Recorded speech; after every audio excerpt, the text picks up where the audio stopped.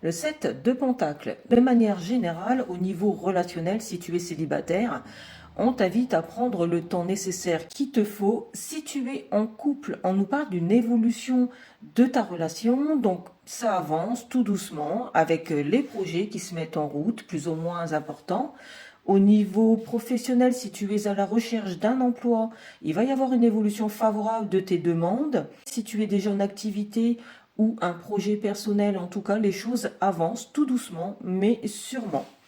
Tu es tombé sur le roi d'épée. On nous parle de décisions à prendre. Alors, des décisions qui peuvent être sur cet hiver par rapport à une évolution, qu'elle soit professionnelle, financière, relationnelle, voire même de tes finances. On nous parle de limites. Tu es tombé sur le 9 de bâton. On te dit qu'il faut mettre des limites à certaines choses, à certaines personnes ou à certains événements. En tout cas, ça veut bien dire qu'il ne faut pas accepter toutes les situations et il faut te limiter à ce que peut-être tu souhaites. Sans vouloir faire plaisir à l'autre, par exemple, tu le fais mais plus par obligation que par envie.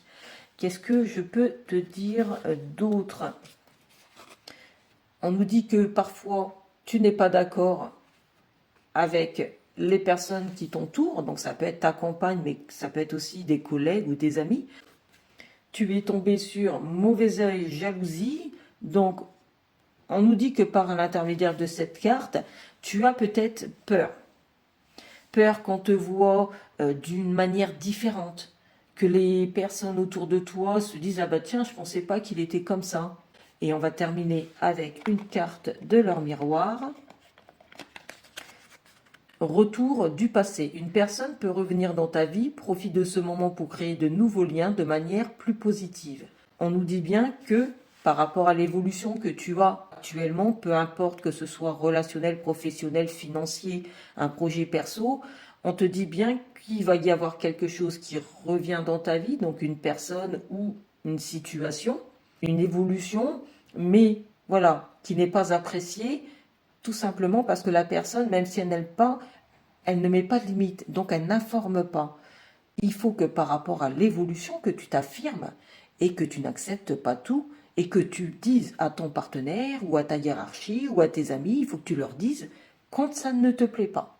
Et là, tu vas créer des liens beaucoup plus positifs avec cette personne. On s'affirme, on dit aux autres ce qu'on aime, ce qu'on n'aime pas, c'est-à-dire que vous dites oui, oui, oui, mais ça ne vous plaît pas. Donc autant dire non, ça ne me plaît pas, moi je préfère faire les choses autrement.